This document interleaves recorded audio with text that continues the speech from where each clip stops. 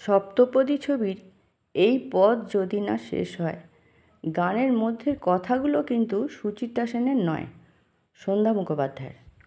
সপ্তপদীর এই ডুয়েটটা নিয়ে একটা ঘটনা আছে। সন্ধ্যা মুখোপাধ্যায়ের এই গান গাইবার কথা ছিল না, কারণ হেমন্ত মুখার্জি তাকে দিয়ে কোনো গান গাওয়ানোর থাকলে বেশ কয়েকদিন আগেই সব কিছু জানিয়ে দিতেন।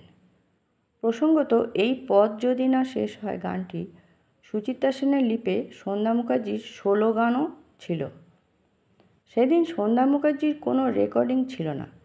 ঢাকুরিয়ার ব্যানার্জিপাড়ায় তাদের বাড়ির সামনে পুকুর ঘাটে লিচু গাছতলায় দাঁড়িয়ে বন্ধুদের সঙ্গে গল্প করছিলেন।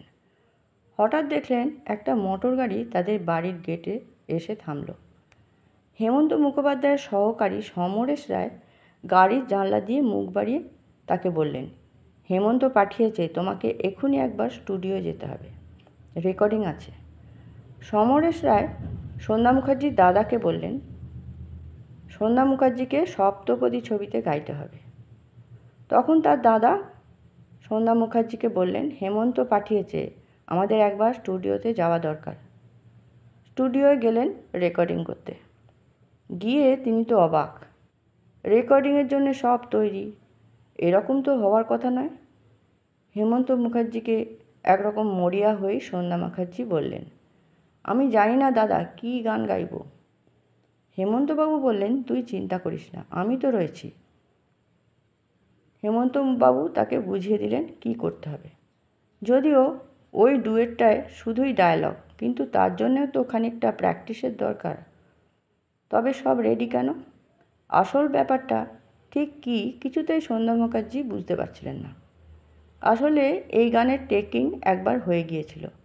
যে কারণেই হোক, যে গায়িকা ডায়লগের ওই অংশটা করেছিলেন, হেমন্ত মুখার্জির সেটা পছন্দ হয়নি, তাই তার ডাক পড়ে। গানের মাঝে সংলাপগুলো ধরা ছাড়ার ব্যাপারটা বেশ কঠিন ছিল। কোনো রকম রিহার্সাল ছাড়াই সোজা রেকর্ডিংয়ের সময় কিভাবে ধরবেন ছাড়বেন তা নিয়ে চিন্তা হওয়া অস্বাভাবিক নয়। সেদিন হেমন্ত মুখার্জির গাইডেন্সেই এই কঠিন পরীক্ষায় সন্ধ্যা মুখার্জি উতরে গিয়েছিলেন। যতদূর জানা যায়, সন্ধ্যা মুখার্জির আগে ওই ডুয়েটে কণ্ঠদান করেন প্রখ্যাত গায়িকা সুপ্রভা সরকার।